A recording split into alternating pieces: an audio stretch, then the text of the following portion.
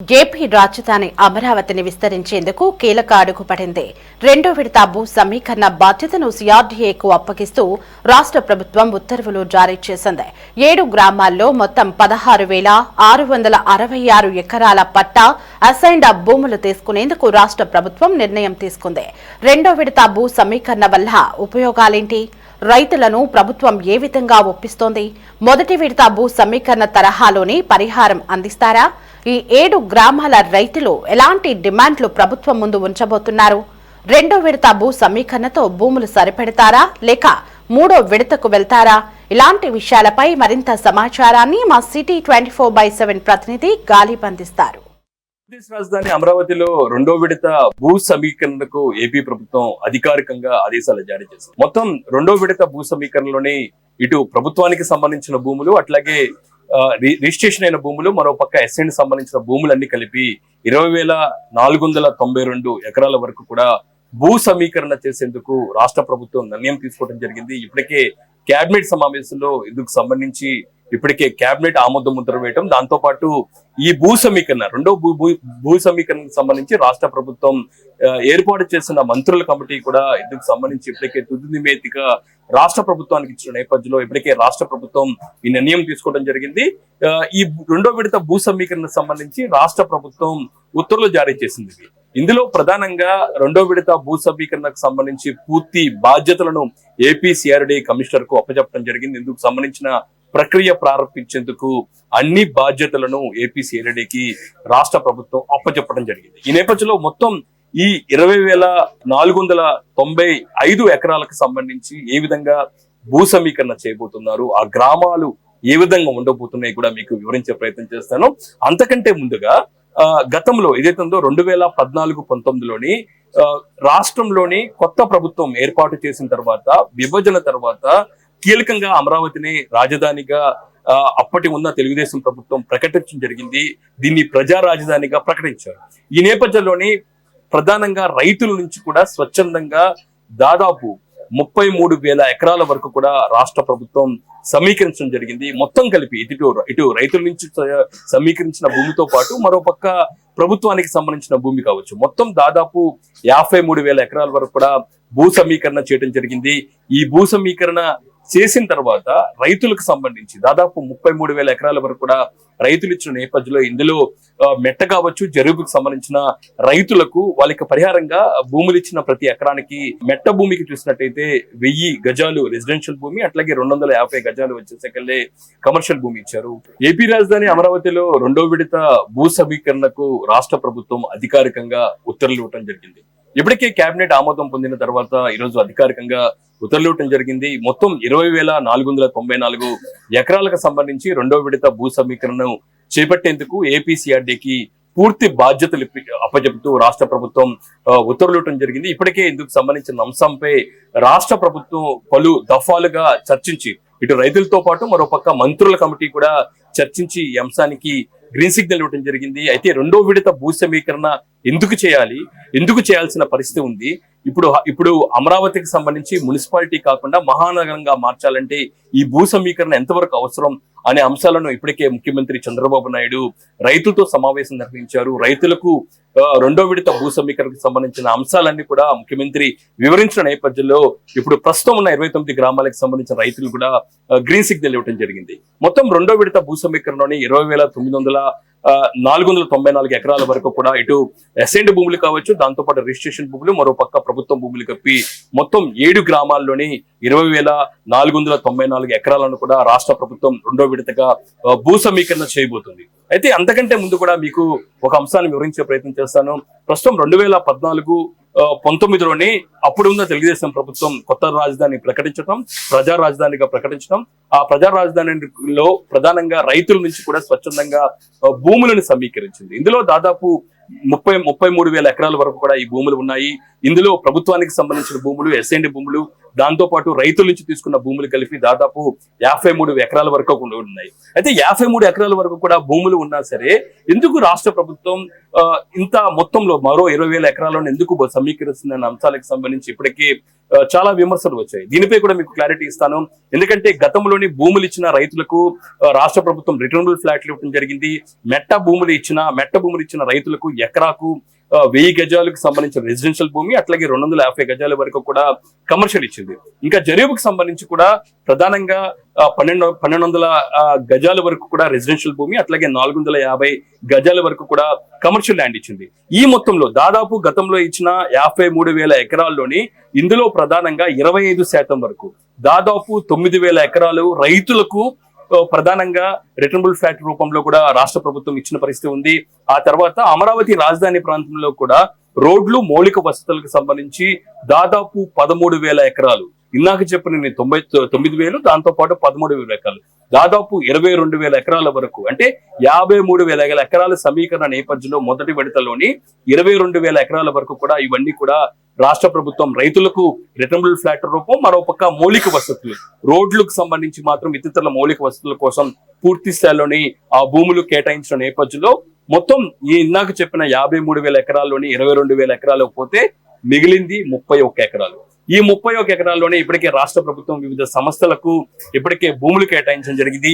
నా దగ్గర కొన్ని లెక్కలు ఉన్నాయి. ఇందులో ప్రధానంగా చూసినట్టయితే గతంలోని రాష్ట్ర ప్రభుత్వం వివిధ రూపంలోనే 14-19లోనే వివిధ సంస్థలకు భూములు కేటాయించింది. ఆ భూములు కూడా కేటాయించిన తర్వాత ఇప్పుడు రాష్ట్ర ప్రభుత్వం దగ్గర ఉన్న భూములు మాత్రం చూసినట్టయితే 9,000 ఎకరాలకు ఉన్నాయి. మిగతా భూములన్నీ ఇప్పటికే రాష్ట్ర ప్రభుత్వానికి సంబంధించిన కోర్ క్యాపిటల్ లోని క్యాపిటల్ సిటీ కావచ్చు, దాంతో పాటు జ్యుడిషియల్ క్యాపిటల్ కావచ్చు, ఇతర సంస్థలు చాలా వరకు వచ్చిన నేపథ్యంలో వాళ్ళందరూ కూడా కేటాయించిన నేపథ్యంలో ప్రస్తుతం రాష్ట్ర ప్రభుత్వం గతంలో కేటాయించిన తొలి విడత భూ సమీకరణలోని 9,000 ఎకరాలు ఉన్నాయి. ఇందులో ప్రధానంగా చూసినట్టయితే లంక భూములు ఉన్నాయి, దాదాపు 3,000 వరకు లంక భూములు. ఇవన్నీ కూడా ప్రస్తుతం గ్రీన్ ట్రిబ్యునల్ లో ఉన్న నేపథ్యంలో వాటిని ఏ విధంగా ఉపయోగించడానికి వీలున్నది నేపథ్యంలోని ఈ 9,000 ఎకరాల్లోని 3,000 ఎకరాల పోలిస్తే ప్రస్తుతం 6,000 ఎకరాలు మాత్రమే రాష్ట్ర ప్రభుత్వం చేతిలో ఉన్న నేపథ్యంలోని 6,000 ఎకరాల వరకు ఎంతవరకు ఇతర సంస్థలకు కేటాయించాల పరిస్థితి ఉంటుంది. ఎందుకంటే ఏపీ రాజధాని అమరావతిలో కూటమి ప్రభుత్వం వచ్చిన తర్వాత మరింతగా నిర్మాణ పనులు ఊపందుకున్నాయి. జాతీయ, అంతర్జాతీయ సంస్థలు కూడా ఇప్పటికే ఇప్పుడు అమరావతికి వస్తున్న పరిస్థితి ఉన్న నేపథ్యంలో మరోపక్క స్పోర్ట్స్ క్యాపిటల్ కి సంబంధించిన సిటీని డెవలప్ చేయాలి. దాంతో పాటు ఇటు అమరావతి ప్రాంతంలోని ఇంటర్నేషనల్ ఎయిర్పోర్ట్ రావాల్సి ఉంది. మరోపక్క అమరావతికి కొత్త రైల్వే జోన్ కూడా ఇప్పటికే రైల్వే లైన్ కూడా కేంద్ర ప్రభుత్వం ప్రకటించిన నేపథ్యంలో రైల్వే లైన్ కు కూడా భారీగా భూములు కేటాయించాల్సిన అవసరం ఉంది. ఇంత మొత్తంలోని భూములు కేటాయించాల్సిన అవసరం ఉన్న నేపథ్యంలోని మరింతగా రెండో విడత భూ సమీకరణ చేయాల్సిన అవసరం ఉంది అనే నిర్ణయానికి రాష్ట్ర ప్రభుత్వం రావటం జరిగింది. రాష్ట్ర ప్రభుత్వం నిర్ణయం తీసుకున్న సమయంలోనే చాలా మంది రైతుల నుంచి కూడా వ్యతిరేకత వ్యక్తమైంది. అయితే తమ భూములు అభివృద్ధి చేయాలి, తమ భూములు వాల్యూ తగ్గిపోతాయి, రెండో విడత భూ సమీకరణకి వెళ్తాయి అనే దానిపై కూడా చాలా వరకు విమర్శలు వచ్చినా సరే ఈ అంశానికి సంబంధించి సీఎం చంద్రబాబు ఇప్పటికే రైతులతో మాట్లాడారు, వాళ్ళకి క్లారిటీ ఇవ్వడం జరిగింది. ఎందుకంటే గతంలో 53,000 ఎకరాల్లోని రాష్ట్ర ప్రభుత్వానికి మిగిలింది 6,000 ఎకరాలు. ఈ 6,000 ఎకరాలు ఎంతవరకు కేటాయించారు? ఎందుకంటే ఒక ఎయిర్పోర్ట్ డెవలప్ చేయాలంటే ఖచ్చితంగా 5,000 ఎకరాల వరకు కూడా కావాల్సిన నేపథ్యంలోనే ఈ ఇబ్బందులు ఉన్న నేపథ్యంలో రాష్ట్ర ప్రభుత్వం కీలక నిర్ణయం తీసుకోవడం జరిగింది. రెండో విడత భూ సమీకరణకు నిర్ణయం తీసుకున్న నేపథ్యంలో మొత్తం 7 గ్రామాల్లోని 20,494 ఎకరాలను కూడా రాష్ట్ర ప్రభుత్వం భూ సమీకరణ చేయబోతుంది. ఈ భూ సమీకరణ ఎక్కడెక్కడ చేయబోతున్నారనే దానిపై కూడా మీకు వివరించే ప్రయత్నం చేస్తాను. ప్రస్తుతం కొత్తగా భూములు సమీకరిస్తున్న గ్రామాలు చూసుకుంటే మొత్తం 7 గ్రామాల వరకు ఉన్నాయి. ఇందులో వైకుంఠపురం, హరిచంద్రపురం, పెదమద్దూరు, ఎండ్రాయి, వడ్లమాను, కర్లపూడి లాంటి గ్రామాలు ఉన్న నేపథ్యంలో ఈ గ్రామాలన్నింటిలో కూడా ఇందుకు సంబంధించిన భూ సమీకరణను రాష్ట్ర ప్రభుత్వం చేపట్టబోతుంది. ఇందులో ఏవే గ్రామాలకు ఎంత సమీకరిస్తున్నారో కూడా వివరించే ప్రయత్నం చేస్తాను. ఇందులో ప్రధానంగా చూసినట్టయితే వైకుంఠపురం 1965 ఎకరాల వరకు కూడా రాష్ట్ర ప్రభుత్వం భూ సమీకరణ చేయబోతుంది. పెద్దమందూరు గ్రామంలోని 1,018 ఎకరాలు భూ సమీకరణ చేయబోతున్నారు. ఇంకా కీలకంగా ఉన్న హరిచంద్రపురం, ఈ హరిచంద్రపురం ప్రాంతంలోనే రాబోయే రోజుల్లోనే ఎయిర్పోర్ట్ రాబోతున్నట్లుగా ఇప్పటికే రాష్ట్ర ప్రభుత్వం వర్గాలు చెప్తున్న నేపథ్యంలో ఎయిర్పోర్ట్ కి దాదాపు 5,000 ఎకరాల వరకు కూడా భూ సమీకరణ ద్వారా కావాల్సి ఉన్న నేపథ్యంలోనే వైకుంఠపురంలోని దాదాపు 1.9 ఏదైతే ఉందో హరిచంద్రపురం ప్రధానంగా చూసినట్టయితే ఈ ప్రాంతంలోనే ఇందుకు సంబంధించిన ల్యాండ్స్ కూడా అవసరం ఉన్న నేపథ్యంలో ఇక్కడ 1,448 ఎకరాల వరకు కూడా భూ సమీకరణ చేయబోతున్నారు. ఇంకా ప్రధానంగా వడమాను వచ్చేసరికెళ్ళి 1,563 ఎకరాలు, అట్లాగే ఎండ్రాయి, కార్లపూడి, పెద్దపర్మి చాలా కీలకమైన అంశం. పెద్దపర్మి, ఈ పెద్దపర్మి ఏదైతే ఉందో తులూరుకు చాలా దగ్గరగా ఉంటుంది. అమరావతి ఏదైతే రాజధాని ప్రాంతానికి దగ్గరగా ఉన్న నేపథ్యంలోని ఈ పెదమరిబి ప్రాంతంలోని దాదాపు 5,886.18 ఎకరాల వరకు కూడా పట్టా భూమిని రాష్ట్ర ప్రభుత్వం సమీకరణ ద్వారా తీసుకోబోతున్నట్లుగా ఇప్పటికే ప్రకటించడం జరిగింది. ఇందులో మొత్తం రాష్ట్ర ప్రభుత్వం రైతుల నుంచి తీసుకోబోతున్న ఎకరాలు చూసినట్టయితే 16,562.52 ఎకరాల వరకు కూడా భూ సమీకరణ ద్వారా మొత్తం 7 గ్రామాల నుంచి కూడా రాష్ట్ర ప్రభుత్వం రెండో విడతలో సమీకరించబోతుంది. ఇందులోని ప్రభుత్వానికి సంబంధించిన భూములు 3,828.30 ఎకరాల వరకు కూడా రాష్ట్ర ప్రభుత్వానికి సంబంధించిన భూములు ఉన్నాయి. ఇందులో అసైన్లు కలుపుకొని మొత్తం చూసినట్టయితే 20,494 ఎకరాల వరకు కూడా భూ సమీకరణ ద్వారా రాష్ట్ర ప్రభుత్వం తీసుకోబోతుంది. ఇందుకు సంబంధించి కూడా గ్రీన్ సిగ్నల్ ఇవ్వబోతుంది. ఇదే ప్రాంతంలోని ఏమేమి రాబోతుంది కూడా మీకు చూపించే ప్రయత్నం చేస్తాను. మొత్తం 20,494 ఎకరాల్లోని ప్రధానంగా ఇందాక చెప్పినట్లాగే చాలా వరకు కూడా భూములు చూసినట్టయితే 20,000 ఎకరాలు ఎంతవరకు అవసరము, ఎక్కువ తీసుకుంటున్నారు అనే విమర్శలు కూడా ఒక స్పష్టత కూడా ఇచ్చే ప్రయత్నం చేస్తాను. మొత్తం 20,494 ఎకరాల్లోని ఇందులోని ఎయిర్పోర్ట్ కి 5,000 ఎకరాల వరకు కూడా కేటాయించిన అవసరం ఉంది. ఇంకా కొత్త రైల్వే లేనికి దాదాపు 2,000 ఎకరాల వరకు కూడా వెళ్లిపోతాయి. ఆ తర్వాత చూసినట్టయితే ప్రధానంగా క్రీడా నగరానికి కూడా రాష్ట్ర ప్రభుత్వం కేటాయిస్తుంది. ఇదే ప్రాంతంలోని క్రీడా నగరానికి సంబంధించి అంటే ఏదైతే స్పోర్ట్స్ సిటీ కోసం దాదాపు 2,000 ఎకరాల వరకు కూడా కేటాయిస్తారు. ఇంకా దాంతో పాటు అదే ప్రాంతంలో కూడా ఇంటర్నేషనల్ స్టేడియం కూడా ఏర్పాటు చేయబోతున్నారు, క్రికెట్ స్టేడియం ని. దానికి కూడా ఒక 2,000 ఎకరాలు పోతాయి. అంటే మొత్తం చూసినట్టయితే ఈ 20,000 ఎకరాల్లో దాదాపు 10,000, 12,000 ఎకరాల వరకు కూడా వివిధ సంస్థలు కూడా కేటాయింపులు ఉంటే దాదాపు ఈ 20,000 ఎకరాల్లోని 25% వరకు కూడా రైతులకు రిటర్నబుల్ ఫ్లాట్లు ఇవ్వాల్సి ఉంటుంది.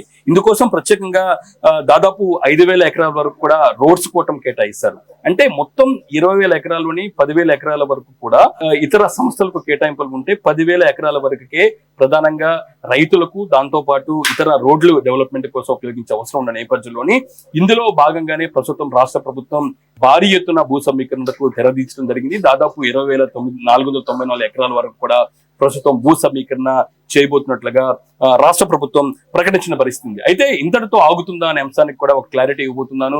ఎందుకంటే రెండో విడత భూ సమీకరణ తర్వాత రాబోయే రోజుల్లో మూడో విడత భూ సమీకరణ కూడా రాష్ట్ర ప్రభుత్వం వెళ్లే అవకాశాలు ఉంటాయి. ఎందుకంటే ఎక్కడ భారీ ఎత్తున ప్రాజెక్టులు ఇప్పుడు రాష్ట్రానికి వస్తున్న నేపథ్యంలో ఆ భూములు కేటాయింపు, దాంతో పాటు నగర విస్తరణ కూడా చేయాల్సిన అవసరం ఉంటుంది. ఎందుకంటే ఏదో మున్సిపాలిటీయో దాంతో పాటు చిన్నపాటి కార్పొరేషన్ లేకుండా మహానగరంగా అమరావతిని తీర్చిదిద్దామంటూ కూడా రాష్ట్ర ప్రభుత్వం, దాంతో పాటు సీఎం చంద్రబాబు నాయుడు ప్రణాళికలు సిద్ధం చేసిన నేపథ్యంలో మూడో విడత కూడా ఖచ్చితంగా భూ సమీకరణ ఉండబోతుంది.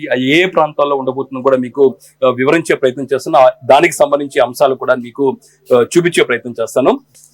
మూడో విడత ల్యాండ్ పూలింగ్ కూడా జరగబోతుంది. ల్యాండ్ పూలింగ్ ఎలా జరగబోతుంది మూడో విడత కూడా చెప్పించే ప్రయత్నం చేస్తాను. ప్రస్తుతం మూడో విడతకి సంబంధించి చాలా కీలకమైన గ్రామాలు ఉన్నాయి. ఆ గ్రామాల్లో కూడా ఇప్పటికే గ్రామ సభలు కూడా ఇప్పటికే ఆయా ఎమ్మెల్యేల ఆధ్వర్యంలో కూడా నిర్వహించడం జరిగింది. మొత్తం ఇందాక రెండో విడత ల్యాండ్ పూలింగ్ తో కావచ్చు, రాబోయే రోజుల్లో ఇతర గ్రామాల్లో కూడా ఆ భూమిని సమీకరించేందుకు ఆ గ్రామాల్లో కూడా ఇప్పటికే గ్రామ సభలు నిర్వహించారు. ఎమ్మెల్యేల ఆధ్వర్యంలో కూడా గ్రామ సభలు నిర్వహించి ఆ గ్రామాలకు సంబంధించిన రైతులతో నేరుగా మాట్లాడారు. అయితే ప్రస్తుతం మూడో విడత ల్యాండ్ పూలింగ్ ఎలా ఉండబోతుంది అనేది కూడా మీకు చూపించే ప్రయత్నం చేస్తాను. ప్రధానంగా తాడికొండ కూడా ఉండబోతుంది మూడో విడత ల్యాండ్ పూలింగ్ లోని. దాంతో పాటు నిడుముక్కలు కూడా, ఇది ఇక్కడ దగ్గర తాడికొండ దగ్గరలోనే ఉన్న నిడుముక్కల్లో కూడా ల్యాండ్ పూలింగ్ చేసే అవకాశాలు స్పష్టంగా కనపడుతున్నాయి. ఇంకా దాంతో పాటు కంతేరులో కూడా ల్యాండ్ పూలింగ్ చేసే అవకాశం ఉన్నట్లుగా మనకి ప్రభుత్వ వర్గాలు చెప్తున్నాయి. ఇదే తాడికొండ ప్రాంతాల్లో మోతడక ఉంది. మొత్తం ఈ 4 గ్రామాల్లో కూడా వరుసగా మూడో విడత భూ సమీకరణ చేసే అవకాశం ఉన్నట్లుగా తెలుస్తుంది. ఇందులో ప్రధానంగా 2,000 నుంచి 12,000 నుంచి 13,000 ఎకరాల వరకు కూడా ఈ ప్రాంతంలో సమీకరించబోతున్నారు. ప్రధానంగా తాడికొండకు సంబంధించి చూసినట్టు దాదాపు 6,000 ఎకరాల వరకు కూడా మూడో విడతలోని సమీకరించే అవకాశాలు కనబడుతున్నాయి. ఇంకా మోతడక, దాంతో పాటు ఇక్కడ దగ్గరలో ఉన్న నిడుముక్కల, ఈ 2 గ్రామాల్లోని ప్రధానంగా 3,000 నుంచి 3,500 ఎకరాల వరకు కూడా సమీకరించే అవకాశాలు కనబడుతున్నాయి. ఇంకా కంతేరు గ్రామంలోని దాదాపు 3,000 ఎకరాల వరకు కూడా సమీకరించే అవకాశం. మొత్తం ఈ 4 గ్రామాల్లోనే దాదాపు 12 నుంచి 13,000 ఎకరాల వరకు కూడా భూ సమీకరణ ద్వారా రాష్ట్ర ప్రభుత్వం తీసుకునే అవకాశాలు మనకి స్పష్టంగా కనబడుతున్నాయి. ఇప్పుడు రెండో విడతలో ఉన్న 7 గ్రామాలు కాకుండా రాబోయే రోజుల్లోని మిగతా 4 గ్రామాలు, ఇతర 4 గ్రామాల్లో కూడా భూ సమీకరణ చేయబోతున్నారు. దానికి సంబంధించి కూడా ఇప్పటికే రాష్ట్ర ప్రభుత్వం ప్రణాళికలు సిద్ధం చేస్తుంది. ఖచ్చితంగా ఆ భూముల్లో ఎలాంటి ప్రాజెక్టులు రాబోతున్నాయి దానిపై కూడా రైతులను ఒప్పిస్తారు. రైతుల నుంచి కూడా స్వచ్ఛందంగా భూములు కేటాయించే అవకాశాలు స్పష్టంగా కనబడుతున్నాయి. ఇదిలా ఉంటే ఇప్పటికే ఆయా గ్రామాలకు సంబంధించిన ఎమ్మెల్యేలతోని గ్రామ సభలను రాష్ట్ర ప్రభుత్వం నిర్వహించడం జరిగింది. అయితే రైతుల నుంచి కూడా పలు డిమాండ్లు కూడా వ్యక్తమవుతున్న పరిస్థితి మనకి స్పష్టంగా కనబడుతుంది. ఎందుకంటే తొలి విడత భూ సమీకరణ ద్వారా మెట్ట భూములకి సంబంధించిన రైతులకు రిటర్నబుల్ ఫ్లాట్లు, అట్లాగే గరీబుకి సంబంధించిన భూములకు రిటర్నబుల్ ఫ్లాట్లు ఇచ్చారు. దాంతో పాటు ప్రతి ఏడాది రాష్ట్ర ప్రభుత్వం రైతులకు కౌలు కింద కొంత సొమ్మును కూడా ఇస్తున్న పరిస్థితి కనబడుతుంది. ఏదైతే 2015లోని భూ సమీకరణ ద్వారా తీసుకున్న నేపథ్యంలో మొత్తం 29 గ్రామాల్లో 33,000 ఎకరాలకు సంబంధించిన రైతులకు ప్రతి ఎకరాకు 30,000 లెక్కన కౌలు ఇస్తుంది. ప్రతి ఏడాది పెంచుంటుంది. ఏదైతే ఉందో తొలి ఏడాది నుంచి నెక్స్ట్ ఏడాది వరకు కూడా 3,000 రూపాయల వరకు కూడా పరిహారం పెంచుకుంటూ రాష్ట్ర ప్రభుత్వం ఇస్తున్న పరిస్థితి కనబడుతుంది. ఇది దాదాపు 10 సంవత్సరాల పాటు ఇస్తూ గతంలో అగ్రిమెంట్ కూడా కుదుర్చున్నారు. అయితే ప్రస్తుతం కూటమి ప్రభుత్వం మారిన నేపథ్యంలోని కూటమి ప్రభుత్వం కొత్తగా ఏర్పడిన తర్వాత 10 ఏళ్ల వరకు కూడా సమయం పూర్తయిన నేపథ్యంలో దాన్ని కొత్తగా వచ్చిన కూటమి ప్రభుత్వం మరో 5 సంవత్సరాలు పెంచిన పరిస్థితి కనపడుతుంది. రైతులకు పరిహారాన్ని 3,000 రూపాయలతోని పెంచుతూ రాష్ట్ర ప్రభుత్వం ప్రస్తుతం ఉన్న 29 గ్రామాలకు సంబంధించి తొలి విడతగా భూ సమీకరణ ద్వారా తీసుకున్న భూములు ఇచ్చిన రైతులకు పరిహారం రూపంలో ఇస్తున్న పరిస్థితి ఉంది. అయితే రెండో విడత భూ సమీకరణ నేపథ్యంలోని రైతుల నుంచి కూడా పలు డిమాండ్లను రాష్ట్ర ప్రభుత్వం ముందు వస్తున్న పరిస్థితి ఉంది.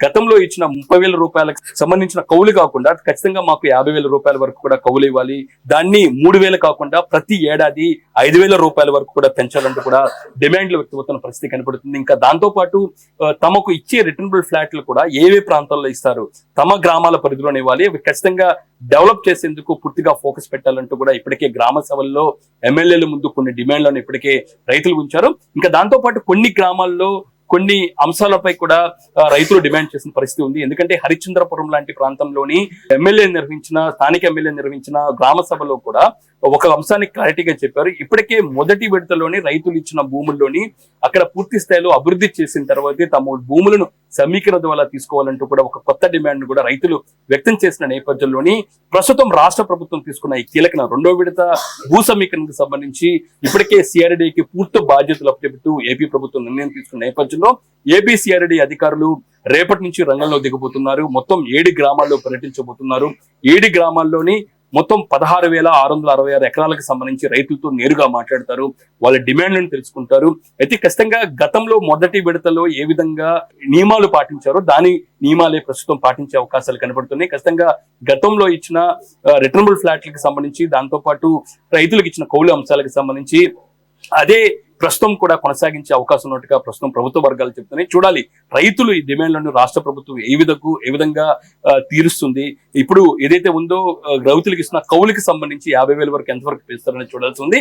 ఓవరాల్ చూసినట్టయితే అమరావతి రాజధానిలోని ఒక కీలక ఘట్టం అని చెప్పుకోవచ్చు. ఎందుకంటే 2014-19లో తీసుకున్న తొలి విడత భూ సమీకరణ నేపథ్యంలో రైతులు నేరుగా 33,000 ఎకరాల వరకు కూడా భూ సమీకరణ ద్వారా రాష్ట్ర ప్రభుత్వానికి ఇచ్చిన నేపథ్యంలో రెండో విడతలోని దాదాపు 16,666 ఎకరాల వరకు కూడా రాష్ట్ర ప్రభుత్వం భూ సమీకరణ చేసేందుకు 7 గ్రామాలకు సంబంధించి కూడా నిర్ణయం తీసుకున్న నేపథ్యం రేపటి నుంచి వరుసగా ఆయా గ్రామాల్లో సిఆర్డీ అధికారులు గ్రామ సభలు నిర్వహించి రెండో విడత భూ సమీకరణను చేపట్టబోతున్నారు.